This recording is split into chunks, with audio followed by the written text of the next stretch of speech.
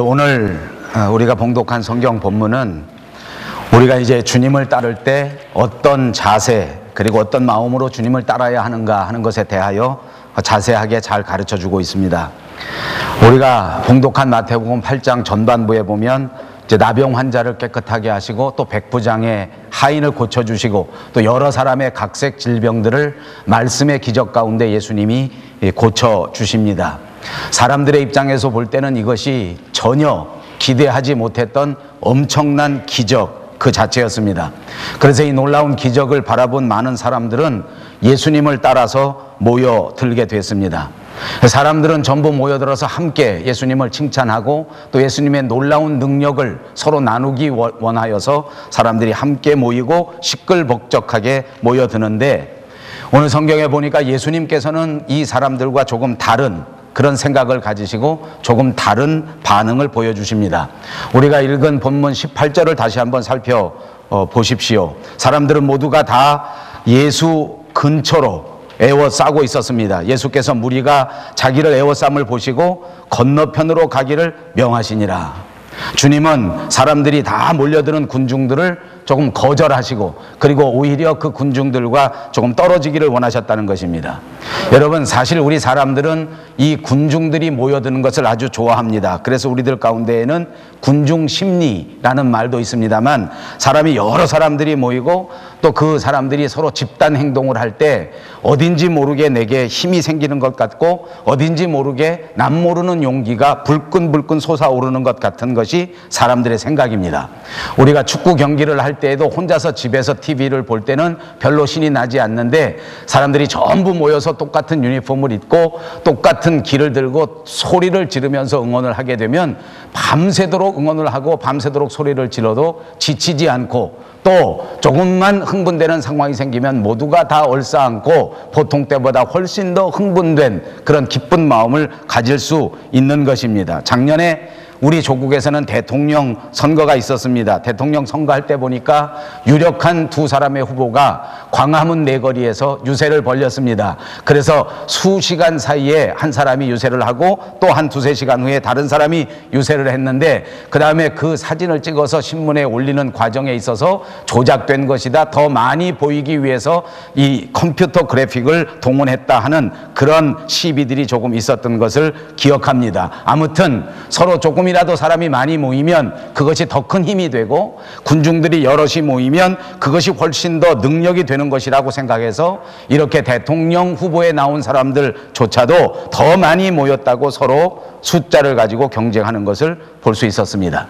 우리가 신앙생활하는 교회 안에도 이런 모습들이 조금씩은 나타나는 것 같습니다. 여러 사람들과 서로 어울리고 큰 교회에 가서 집회 안에 들어있으면 어딘지 모르게 내가 뜨거운 신앙을 가진 것 같고 그렇게 믿음의 용기가 생기는 것이 솔직히 우리의 모습입니다. 그런데 그 군중에서 벗어나서 그 집회에서 벗어나게 되면 그만 내 신앙을 잃어버리고 내가 혼자서는 신앙생활을 할 수 없는 이런 모습을 보이는 사람들이 종종 있다는 것입니다. 그러나 사실 우리의 믿음 생활이라고 하는 것은 군중 속에서 힘을 얻는 것도 중요하지만, 그러나 자기 혼자 스스로 말씀 가운데 믿음과 사랑과 소망이 뜨거워져서 신앙적인 모습이 활활 타오를 수 있는 그런 신앙의 모습이야말로 하나님께서 우리에게 바라시는, 그리고 하나님을 기쁘시게 하는 믿음인의 모습이라고 생각합니다. 혼자 있을 때에도 활활 타오르는 능력의 신앙인들이 다 되시기를 주님의 이름으로 축복합니다. 때로 믿음 생활할 때에 이렇게 군중들과 여러 사람들이 모이는 것과는 조금 떨어져야 하는 때가 있다는 것입니다. 그래서 우리의 신앙생활에 있어서 봉사할 때 혼자서 조용히 봉사할 수 있는 것이 큰 능력이라고 생각합니다. 주님을 위하여 내가 희생하고 헌신하는 것, 여럿이 더불어 함께하는 것도 중요한 일입니다만, 그러나 나 혼자서도 꿋꿋하게 열심히 주님을 위하여 희생하고 헌신한다면 그것은 훨씬 더 깊이 있는 그런 차원 높은 신앙의 모습이라고 믿습니다. 때로는 군중에서부터 떨어져야 합니다. 때로는 조용히 주님을 섬겨야 한단 말입니다. 이렇게 제자들을 멀리 떨어뜨리기를 원하시는 예수님 앞에 한 서기관이 나와 말합니다. 본문 19절입니다. 한 서기관이 나와봐 예수께 아뢰되 선생님이여 어디로 가시든지 저는 따르리이다.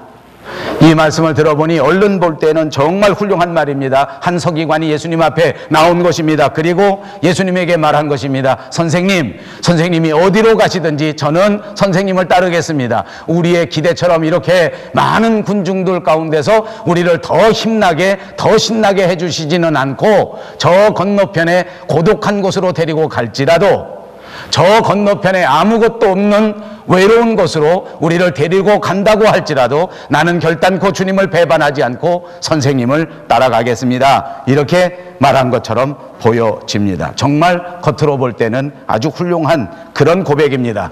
그런데 이것도 조금 깊이 생각해 보니까, 조금 분석해 보니까 이것이 결코 옳은 일이 아니었습니다. 진정한 고백이 아니었다는 말입니다. 예수님을 대하는 마음의 자세, 오늘 제가 설교하려고 하는 중심입니다. 예수님을 대하는 마음의 중심, 그것을 살펴보니까 그것이 잘못됐습니다. 주님을 가르쳐서, 예수님을 가르쳐서 주님이라고 부르지 아니하고 선생님이라고 불렀습니다. 선생님이라고 부르는 그 호칭 자체가 크게 잘못된 것입니다. 여러분, 우리가 믿음 생활합니다. 심지어는 교회 처음 나온 사람조차도 이 마음의 자세, 교회를 대하는 자세는 정말 중요합니다. 처음 교회 앞에 나올 때에 예수님을 생각할 때 선생님이라고 생각하는 사람들이 있습니다. 좋은 선생님입니다. 좋은 지식을 나누어 줄 것이라고 기대합니다. 좋은 삶의 방법을 우리에게 가르쳐 줄 것이라고 기대합니다.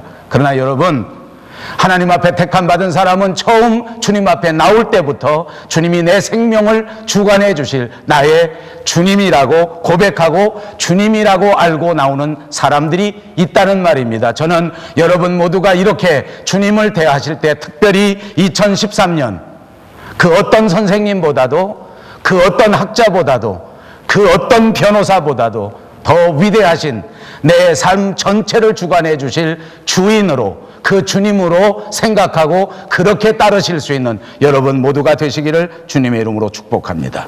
주님을 주님으로 알지 못하고 선생님으로만 안다고 하면 그것은 깊은 차원의 믿음이 아닙니다. 그런 사람들은 보통 때에는 주님을 따라갑니다. 배울 것이 있을 때에는 주님을 높입니다. 내가 얻을 것이 있을 때에는 주님을 따라다닙니다. 그러나 환경이 어려워진다고 하면, 내가 받을 것이 없다고 생각하면 그만 훌쩍 떠나가 버릴 사람들입니다. 그런 신앙은 예수님 중심의 신앙이 아닙니다. 하나님 중심의 신앙이라고 볼 수 없습니다. 교회 중심의 신앙도 아닙니다. 오직 자기 본위의 신앙의 모습인 것입니다. 그래서 20절 말씀을 보십시오. 주님은 이렇게 말씀합니다. 여우도 굴이 있고 공중에 새도 거처가 있어되 인자는 머리 둘 곳이 없다. 주님께서 우리에게 말씀하신 것입니다. 나를 따르는 길은 군중들이 가는 그 길이 아니라, 나를 따르는 길은 많은 사람들의 찬양을 받는 화려한 그 길이 아니라, 나를 따르는 그 길은 바로 골고다 언덕 십자가의 길이라고 말씀해 주신 것입니다. 십자가의 길, 이 십자가의 길을 가야 한다고 주님은 분명히 말한 것입니다. 그렇습니다. 많은 사람들은 예수님을 따르는 길이 이 골고다의 십자가의 길이라고 한다면 아마도 오늘 이 순간 포기하고 싶은 사람들이 더 많을 것입니다. 잘못됐다, 내가 잘못 생각했다, 주님을 따라간다면 훨씬 더 화려한 인생이 있을 것이라고 기대하고, 주님을 따라간다면 지금보다 훨씬 더 행복한 삶만 우리에게 있을 것이다, 내가 내놓을 것, 내가 희생할 것은 하나도 없고 이제부터는 하늘로부터 받을 것만 잔뜩 쌓였다고 기대하는 사람들이 많을 것이기 때문입니다. 그렇습니다. 아마도 주님이 십자가의 길을 제시했을 때, 그때 당시에도 많은 사람들은 예수님을 따르는 길을 포기했을 것입니다. 아마도 수많은 사람들이 후퇴했겠지만, 그러나 진실된 주님의 제자, 주님만을 내 삶의 주인이라고 믿는 사람들은 그런 상황 속에서도 주님을 버리지 아니하고, 주님을 배신하지 아니하고, 주님이 제시하시는 그 좁고 협착한 길, 십자가의 길로 주님을 따라 갔을 것이라고 믿습니다. 주님은 오늘 사람들의 마음의 자세를 확인해 보고 싶어 합니다. 오늘 2013년 이 새해 둘째 주간에 저와 여러분이 주님 앞에 우리의 마음의 자세를 다시 한번 내어 드리고 우리가 주님을 이토록 진실되게 십자가의 길일지라도 주님을 끝까지 따르겠다고 하는 새로운 결단을 주님 앞에 드릴 수 있기를 바랍니다. 저는 오늘 2013년 이 주일에 우리 밴쿠버 영성교회 모든 성도님들이 이런 십자가의 길일지라도 주님 앞에 기쁜 마음으로 따라가겠다고 하는 마음, 그리고 그런 자세가 넘쳐나시기를 다시 한번 주님의 이름으로 축복합니다. 그렇습니다. 믿음 생활 한다고 하면서 희생이 없다고 하면, 믿음 생활 한다고 하면서 헌신의 자세가 없다고 하면 그것은 기독교의 신앙이 아니요, 그것은 기복주의요, 그것은 미신이지 하나님을 향한 믿음이라고는 할 수가 없습니다. 여러분, 십자가가 없이는 예수님의 구원이 없다는 사실을 명심하십시오. 많은 사람들이 생각합니다. 예수 믿고 십자가가 없다면, 예수 믿고 희생이나 섬김이라고 하는 것이 없다면 얼마나 부담이 없을까? 그러면 정말 좋겠다. 내가 예수 믿어서 아무런 십자가, 아무런 희생이 없다고 하면 얼마나 좋겠는가? 사실은 솔직히 말씀드리면 설교하는 제 자신도 그렇습니다. 예수 믿으면서 될 수 있으면 고생이 없기를 바랍니다. 그래서 저는 늘 여러분들에게 말했습니다. 하나님의 말씀은 어찌했든지 간에 목사인 저 자신은 여러분들이 아무런 고통 없이, 아무런 장애 없이, 아무런 난관 없이 하나님 안에서 평화롭고 행복한 삶을 사시기를 바랍니다. 저 자신도 언제나 하나님 앞에 어떤 난관도 없이, 어떤 어려움도 없이 주님과 더불어 날마다 기쁨 가운데 살아가기를 간절히 소원합니다. 그러나 여러분, 한 번 더 생각해 보십시다. 십자가가 없다면 부활이 없습니다. 십자가가 없다면 영광이 없습니다. 난관이 없다면 인생의 진정한 행복은 전혀 기대할 수 없는 것입니다.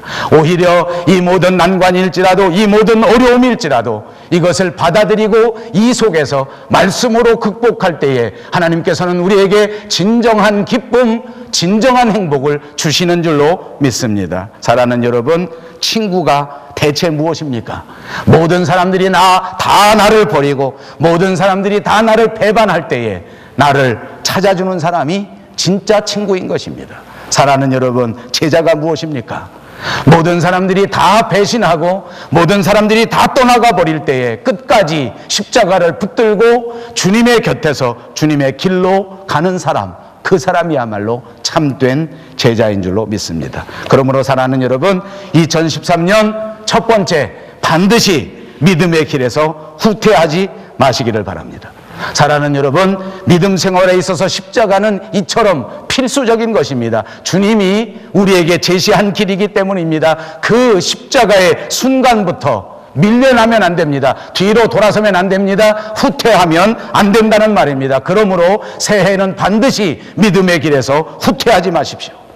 믿음은 반드시 하나님 안에서 승리하는 길입니다. 예수님이 보장해 준 길입니다. 어떤 상황 속에서도, 어떤 환경 속에서도 믿음을 지키면, 말씀을 붙잡으면 때가 이르를 때 반드시 예수님의 도우심 가운데 승리하게 되는 역사가 있을 줄로 믿습니다. 지금은 외로울지라도, 지금은 힘들다고 느끼고, 지금은 캄캄하다고 느낄지라도 아닙니다. 믿음만 붙들고 말씀 속에 살아간다고 하면 하나님께서 반드시 개입하셔서 이 모든 어두움을 거두시고 진짜 찬란한 영광의 기쁨을 우리에게 베풀어 주시는 것입니다. 심지어는 세상에 살면서 내가 때로는 손해를 본다고 할지라도 그때 하나님을 붙들고 하나님 앞에 신앙을 고백한다고 하면 그 사람이야말로 결코 하나님이 그냥 두지 아니하시고 그 거룩하신 오른팔로 꼭 붙들어 주실 줄로 믿습니다. 그렇습니다. 사람이 살아가는 우리의 인생은 우리의 바람대로 그대로 이루어지는 것은 아닙니다. 항상 모든 일이 평탄한 것이 아닙니다. 살아보니까 삶에는 때로는 믿음을 가로막는 바위가 존재합니다. 어떤 사람의 인생 가운데에도 인생 살아갈 때에 삶에 난관이 닥쳐오는 것이 다 사람들의 삶이란 말입니다. 그러나 믿음 가운데 이 난관 속에서도 실망하지 아니하고 또 전진한다고 하면 반드시 우리의 앞을 가로막은 그 반석에서 오히려 샘물이 솟아나는 위대한 역사가 나타나게 될 것입니다. 조금 어렵다고 뒤로 물러서고 조금 힘들다고 그냥 빠져나가고 변명하면 그런 사람은 그저 세상 사람들이 말하는 별 볼일 없는 사람입니다. 아무리 환경이 어렵다고 할지라도, 아무리 힘든 일이 있다고 할지라도, 주님의 제자쯤 됐으면, 아무리 상황이 나쁘다고 할지라도 그리스도인쯤 되었으면 예수님을 의지하고 예수님 앞에 맡기고 이 난관을 극복할 수 있는, 그리고 나를 가로막고 있는 돌덩어리라고 할지라도 거기에다가 믿음으로 지팡이를 던질 수 있는 모세와 같은 용기 있는 성도들이 꼭 되셔서 2013년 반드시 성공하는 여러분들이 꼭 되시기를 바랍니다. 두 번째로는 2013년에 과거의 상처를 완전히 묻어버리시기를 바랍니다. 서기관에게 하신 주님의 말씀은 주님을 따르는 제자 중에 한 사람이 또 듣게 되었습니다. 옆에서 들었단 말입니다. 그래서 그 제자가 갑자기 무슨 생각이 들었는지 갑자기 또 그 사람이 말한 것입니다. 21절에 있는 말씀입니다. 주여, 내가 먼저 가서 내 아버지를 장사하게 허락하옵소서. 주여, 내가 먼저 가서 내 부친을 장사하게 해 주십시오. 내 아버지를 장사 지내고 다시 돌아와서 주님을 따르겠습니다 하고 말한 것입니다. 이 말도 정말 훌륭한 말입니다. 자기 아버지에게 최선의 효도를 하겠다는 것 아닙니까? 자기 아버지에게 가족으로서 해야 할 분명한 도리를 감당하겠다는 말로 보여집니다. 그러나 이 말도 가만히 깊이 생각해 보니까 그 말이 아닙니다. 왜냐하면 예수님의 대답을 통하여 우리는 추측해 볼 수 있기 때문입니다. 예수님이 이 말을 듣고 대답하십니다. 주님은 죽은 자는 죽은 자들끼리 장사하게 놔두고 너는 나를 따르라.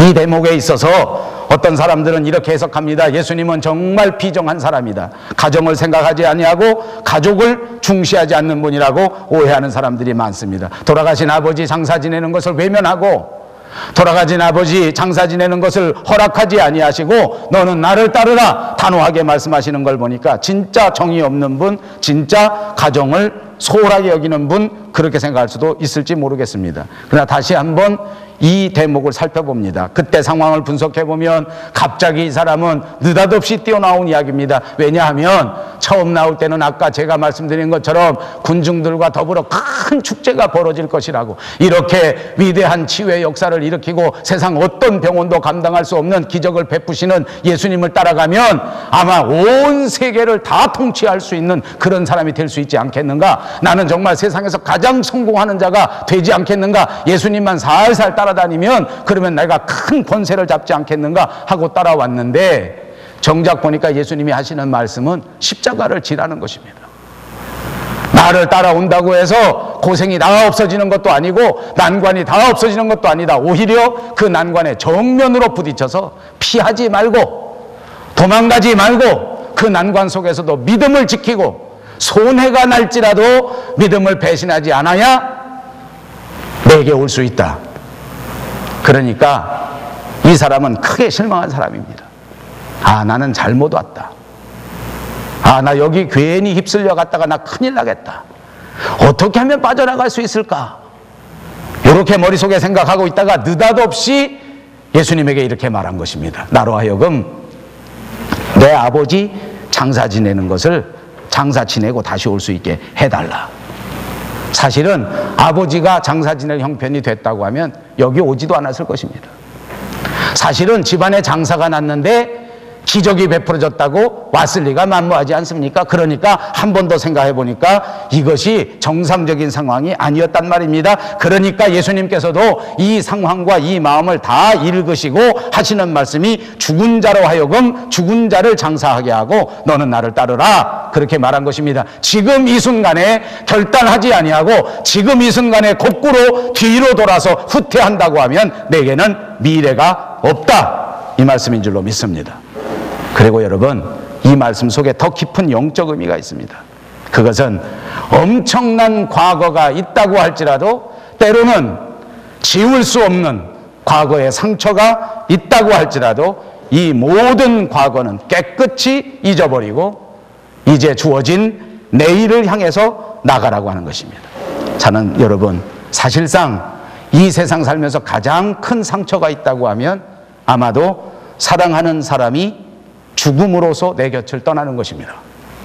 가족이 먼저 죽는 거, 배우자가 먼저 죽는 거, 이것은 사람이 감당할 수 없는 정말 엄청난 큰 상처라고 하는 것을 우리 모두가 다 잘 알지 않습니까? 우리 조국에서는 정말 자기 스스로 자살해버리는 사람들이 얼마나 많은지 모릅니다. 들어보니까 OECD 국가 중에 우리나라에서 자살률이 1위라고 하는 아주 부끄러운 그런 모습을 보입니다. 진짜 안타까운 일입니다. 누구라고 구체적으로 사람은 말하지 않는다고 할지라도 죽은 사람들의 면면을 들어보면 그 사연이야말로 정말 안타까운 일들입니다. 또 남은 사람들의 사연을 보면 남은 사람들의 가슴도 정말 찢어질 것 같은 그런 상황이 그 자살자들의 주변에 있는 일입니다. 그러나 여러분, 그럼에도 불구하고 우리는 그 상처를 잊어야 합니다. 이제는 우리 과거에 그 어떤 아픈 마음이 있다고 할지라도 그것들을 다 잊어버려야 한단 말입니다. 그러므로 2013년에는 이 말씀을 기억하시고 과거에 아무리 좋은 일이 있었다고 할지라도 또 과거에 아무리 상처받은 나쁜 일이 있었다고 할지라도 이 시간에 모두 다 톡톡 털어서 다 깨끗이 털어버리고 이제 우리 앞에 주어진 새로운 미래 2013년을 향하여 믿음으로 씩씩하게 걸어갈 수 있는 여러분 꼭 되시기를 주님의 이름으로 축복합니다. 여러분, 죽음의 상처가 가장 큰 것입니다만 성경에서는 죽음에 대해서도 우리와는 좀 다르게 말씀하셨습니다. 성경은 죽음에 대하여 말씀하실 때에 죽음이 잠자는 것과 같다고 말씀합니다. 여러분, 졸려올 때 어떻게 됩니까? 의식이 몽롱해지면서 아무 말도 들리지 않고 의식이 자꾸 다 꺼져가면서 그렇게 잠에 들지 않습니까? 그렇게 똑같이 죽을 때도 생각이 몽롱해지고 생각이 아주 없어지면서 가물가물하면서 그냥 잠자는 것처럼 그렇게 죽는다는 것입니다. 그러니까 그 죽는 데 대해서 너무 염려하지 마십시오. 보통 사람들은 죽는다 그러면 무지하게 무서워합니다. 근데 성경이 우리에게 가르쳐 주었습니다. 잠잘 때하고 똑같습니다. 여러분, 밤에 잠잘 때 무서워하시는 분이 계십니까? 잠잘 때는 하나도 안 무서워합니다. 그런데 죽는 얘기만 하면 얼마나 무서워하는지 몰라요. 펄쩍펄쩍 돼요. 죽는다고만 하면 애든 어른이든 다 펄쩍펄쩍 돼요. 그런데 성경에서 보니까 죽음 자체는 무서워할 것이 아닙니다. 잠자는 것과 똑같다 했습니다. 또 이 세상 그 어떤 사람도 이 죽음에서 벗어날 사람이 없습니다. 어차피 죽는 것입니다. 그러므로 죽음은 큰 문제가 아닙니다. 그런데 진짜 문제는 뭔지 압니까? 죽은 다음의 문제입니다. 죽은 다음에 보니까 죽은 다음에는 모든 사람들이 다 똑같지가 않습니다. 죽은 다음에는 예수 믿고 구원받은 사람은 예수님이 예비하신 저 하늘나라 천국에 갈 것이고, 예수 믿지 않은 사람은 안타깝지만 영원토록 꺼지지 아니하는 안타까운 곳으로 내려가게 된다는 것입니다. 그러니까 진짜 걱정할 것은 죽을 걸 걱정하는 것이 아니라 죽은 다음을 걱정해야 된다. 여러분, 입으로 한번 해보십시다. 죽을 걸 걱정할 게 아니고 죽은 다음을 걱정하자.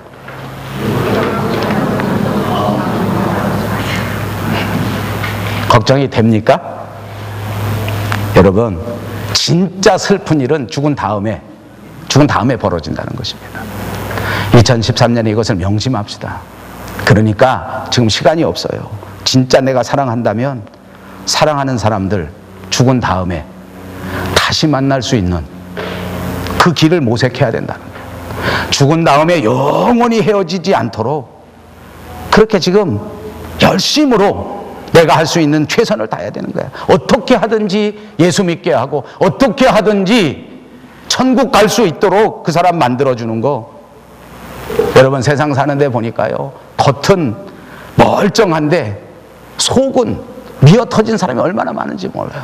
특히 보니까 우리 한국 사람들은 다 그래. 특히 한국의 여자들은 가슴에 맺힌 게 많아. 겉은 멀쩡하고 예쁜데 책을 쓰면 10권도 더 써. 제 아내는 한 3권쯤 쓴다고 합니다. 자기가 책으로 쓰면 3권쯤 쓸 수 있대. 근데 그 3권에 나오는 주제가 뭔고 하니 모두 다 내 비리라는 거야. 가슴에 한이 맺힌 사람이 얼마나 많은지. 겉에는 정말 멀쩡한데요, 속에는 다 상처가 있어요. 제가 어제 TV를 잠깐 보는데 그 북한에서 넘어온 사람들이 서로 대화를 하는 거예요. 진짜 겉에는 북한에서 넘어온 사람들도 얼마나 예쁜지 몰라. 여자들이 얼마나 그렇게 예쁜지. 근데 그 사람들이 오면서 수용소에서 뭐 6개월 동안 5개월 동안 무슨 이런 30평 되는 데에서 막 500명이 한꺼번에 살고 거기서 그냥 서서 자고 그렇게 하다가 여기 왔다. 야, 그걸 보니까 진짜 또 북한에서 당했던 이런 문제, 중국에서 당했던 이런 문제, 이런 걸 보니까 진짜 과거에 상처가 없는 사람 없는 것 같아요. 하기야 제 아내도 책을 3권 쓰는데 북한에서 온 사람은 아마 30권쯤 쓸 거야. 여기 앉은 분 중에 혹시 1-2권 쓴다는 사람 다 있을지 몰라. 여러분들도 1-2권 쓰는데 이 바깥에 오늘 교회 나오지 않은 사람은 아마 10권, 20권 써야 될 거야. 어떤 사람이요? 아들 2을 두었습니다. 그런데 살아나가면서 평생토록 술주정뱅이에요. 평생토록 폭력배야. 어떻게 우리들 가운데 이런 사람이 이렇게 많은지 몰라. 이렇게 밝은 대명청재 아직도 그런 사람들이 있더라고. 아직도. 어떤 면에서는 부러워. 진짜 간이 배 밖에 나온 사람이 어떻게 아내를 때려. 난 평생 한 번이라도 내 아내를 때려봤으면 어떻게 자식을 그렇게 술 먹고 때려. 하기야 나는 맞지 않는 게 다행이지만, 자, 매일같이 일주일이면 1-2번씩 남편이 술을 먹고 아내를 때립니다. 말리는 자식들은 그냥 짐짝 던지듯이 던져버립니다. 매를 맞아서 온몸에 그 영광의 상처가 하루도 아물 날이 없습니다. 얼굴에도 상처가 잔뜩 망가요. 아들 2이 자라나면서 뭘 배웠겠습니까? 나중에 정신치료하는 걸 보니까 그렇게 폭력을 행사하는 그 아버지의 아버지도 똑같이 살았더라. 그걸 보면서 똑같이 했다는 거예요. 근데 이 사람이 아들 2을 두었어요. 그 아들 다 어떻게 됐겠어요? 나중에 이 아들 2이 자라났습니다. 그 중에 큰 아들은 여지없이 자기 아버지와 똑같습니다. 결혼했는데 아내를 이유 없이 두드려 팹니다. 술만 먹으면 폭력을 행사. 나도 모르는 사이에 폭력을 하는. 술만 깨면 또 달래요. 잘못했다고 싹싹 빌어요. 그러고서 다시 또 술 취하면 또 때려요. 자식을 낳은 어린아이 요만한 애들을 때려요. 2번째 아이가 있었습니다. 똑같이 자라난, 한 배 속에서 자라났습니다. 2번째 아이는 결혼해서 아내를 한 번도 때리지 않습니다.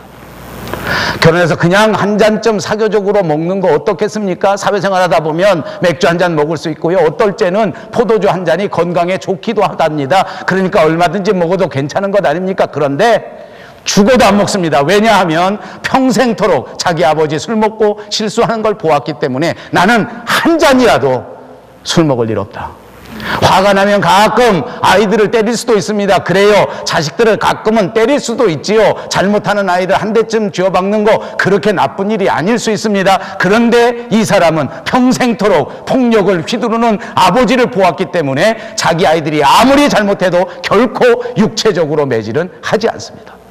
여러분, 환경이 이 사람을 만든 것입니까? 아닙니다.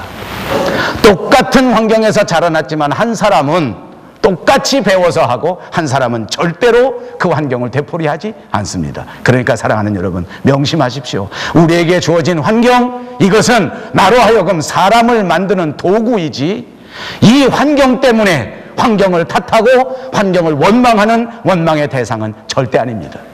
왜 나는 이거밖에 안 되는가? 왜 내 형편은 이런가? 왜 내 자본은 이것밖에 없는가? 왜 내 상황은 이러한가? 라고 원망하고 투덜댄다면 여러분은 별 볼 일 없는 인생입니다. 여러분 환경이 나쁘다고 할지라도 이 환경 속에서 교훈을 받는다면, 이 환경 속에서 더 깊은 믿음의 인격을 쌓아나간다면 여러분은 세상에서 가장 위대한 하나님의 사람, 하나님 앞에 영광을 돌리는 사람, 하나님을 기쁘시게 하는 사람이 반드시 될 줄로 믿습니다. 그러니까 진짜 중요한 것은 환경이 어떠하냐 하는 것이 아니라 환경에 대하여 어떻게 반응하느냐 하는 것입니다.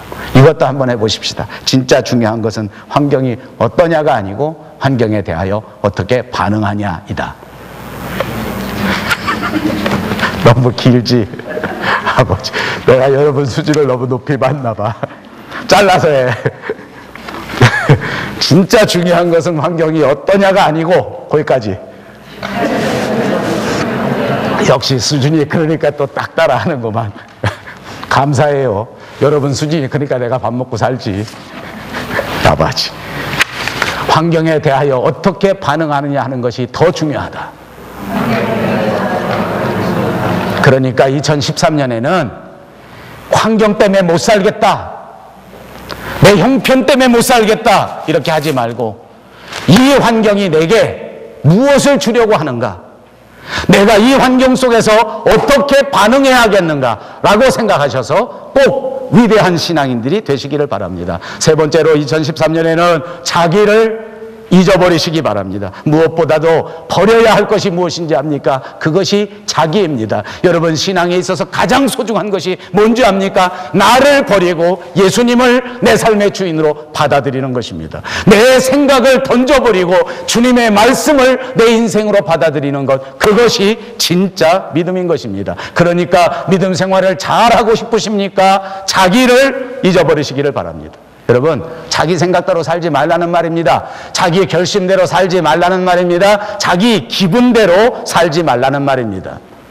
여러분, 이 말은 예수 믿는 사람만 해당되는 것이 아닙니다. 요즘 우리 한국 사람들은 보니까 진짜 이 말을 명심해야 되겠더라고요. 교회 안 다니는 사람도 이걸 알아요. 교회 다니는 사람은 자기 생각대로 살지 않고, 자기 결심대로 살지 않고, 자기 기분대로 살지 말고 하나님 말씀대로 살아라, 이렇게 제가 설교하려고 하는데, 세상 사람들은 그렇게 하면 거부감이 있으니까 그건 못하더라도 최소한 객관적인 모습으로는 살아야 되겠더라고요.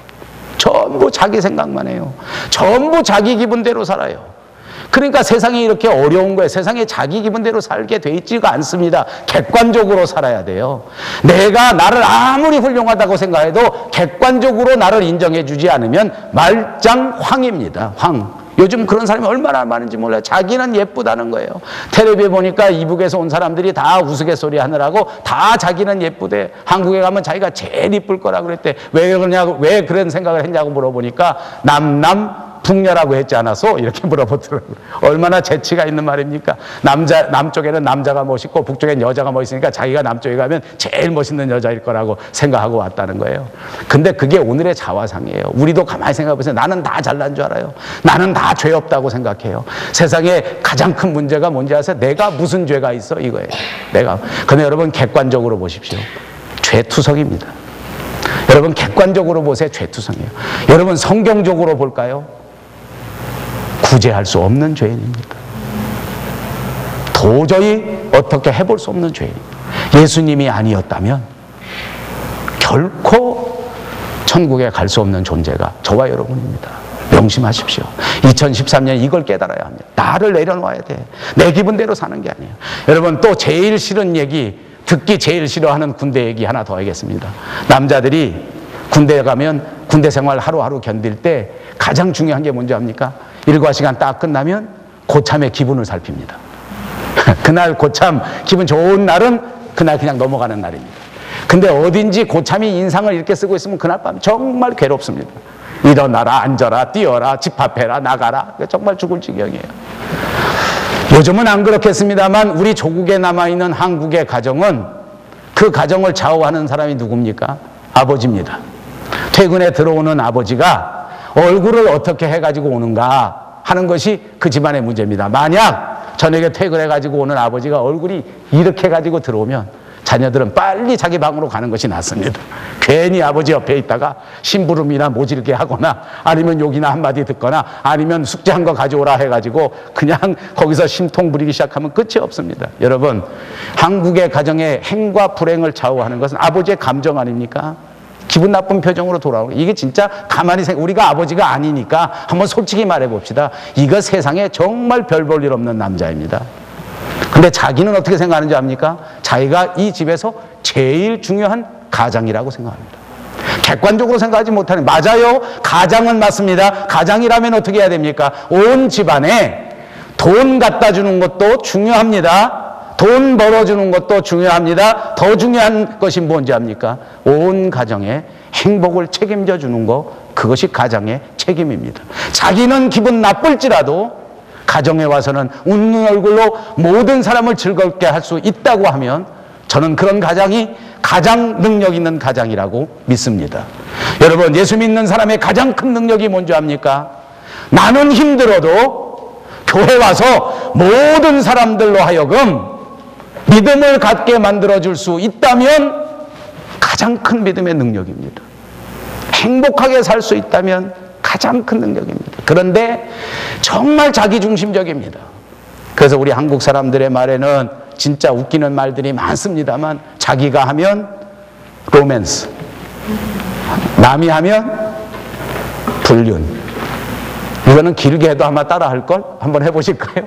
자기가 하면 로맨스, 남이 하면 불륜.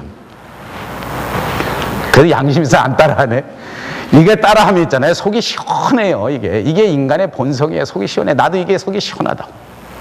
속이 시원해요. 이게 인간이 가지고 있는 본성인 것 같아요. 근데 이게 참, 이게 엄청난 자기 착각이에요. 이걸 버려야 돼요. 자기 위주로 생각하니까. 진짜 멋있는 것은 자기 기분을 통제할 줄 아는 거예요. 내가 기분 나빠도 나하고 내가 기분 나쁘게 만든 직접적인 당사자가 있을 때에는 화낼 수 있지요. 살아보니까. 그래요. 정말 나에게 기분 나쁘게 만든 당사자가 있다면, 이 사람 때문에 내가 기분 나빴다면, 그래야 맞아, 분위기 싸하게 만들 수 있을 거예요. 근데 사실은 요 사람이 나를 기분 나쁘게 했지, 지금은 다른 사람이 이렇게 많은데 내가 그냥 입이 이렇게 튀어나와가지고 하고 있으면 이 나머지 사람까지 다 기분 나빠지면 그건 안 된다, 그 말입니다. 그러니까 객관적으로 자기를 보고 자기 기분을 자기가 통제할 수 있어야 그것이 정말 멋진 그리스도인 아닌가, 그 말입니다. 여러분, 자기 중심으로 살면 안 돼요. 제가 이민 생활을 해보니까, 이 이민교회에 와보니까요, 이민교회는 교회 안에도 이런 일이 많습니다. 여러분 한번 생각해 볼까요? 우리 교회만 해도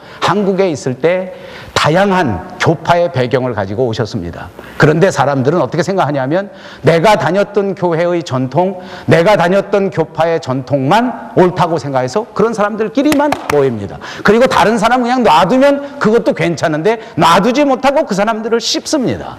그래서 저 사람은 틀렸다고 합니다. 그러니까 안타깝지만 이민교회 안에 가면 파벌이 많습니다. 감리교회에서 오신 분, 순복음에서 오신 분, 장로교회에서 오신 분, 다 서로 어울리지 못하고 서로 다 속에 보면 이렇게 잘라져 있더라고요. 또 그것뿐만이 아닙니다. 결정적인 이민교회 문제를 가만히 보니까 이제 30년 전에 오신 분, 20년 전에 오신 분, 지금 오신 분, 이것이 또 적지 않은 갈등을 야기합니다. 저는 중간쯤 됐습니다. 여기 온 지가 풀타임 온 지는 한 10년 이제 조금 안 됐습니다만, 여기하고 인연을 갖고 왔다 갔다 한 지는 한 20년쯤 됐습니다.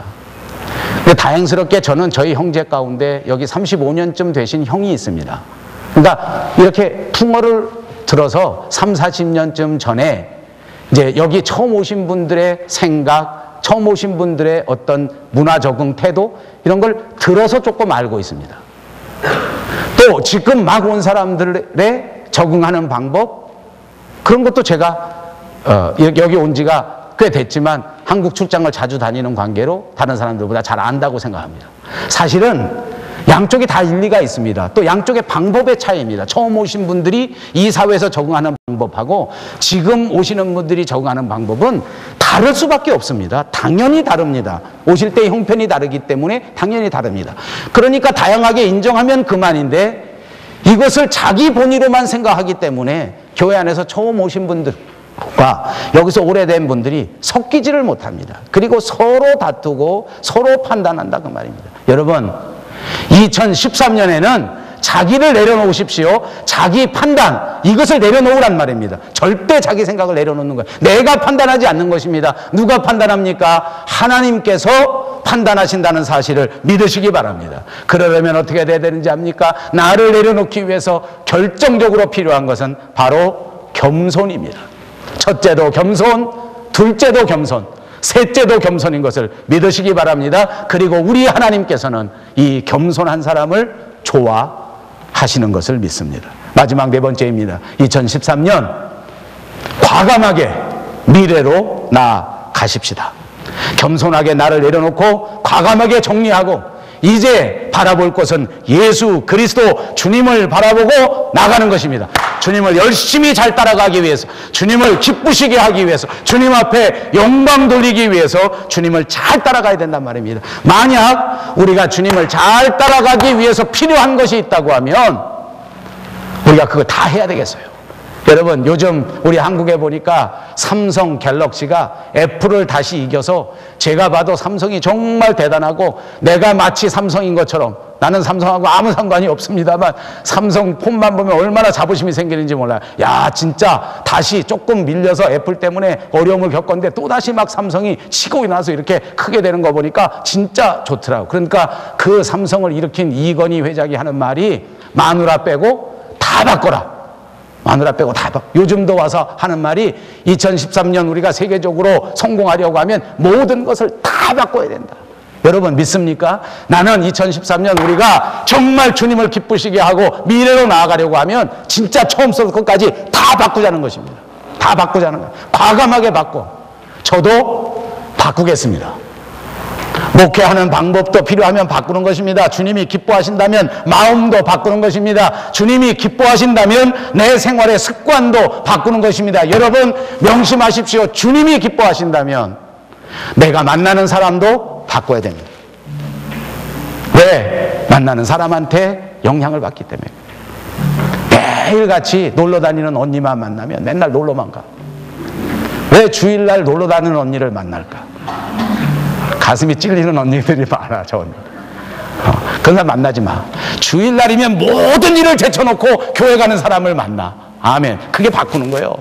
그래야 삼성처럼 일어나는 거야. 아멘. 아무것도 헌신하지 않고 아무것도 희생하지 않고 그냥 왔다 갔다 그냥 가방처럼 왔다 갔다 하는 사람들만 만나면 야 뭐하러 거기 가서 고생하냐, 나처럼 이렇게 손 탁탁 털고 이렇게 다녀라. 그러면 그렇게 돼버린다니. 그렇게 하지 마.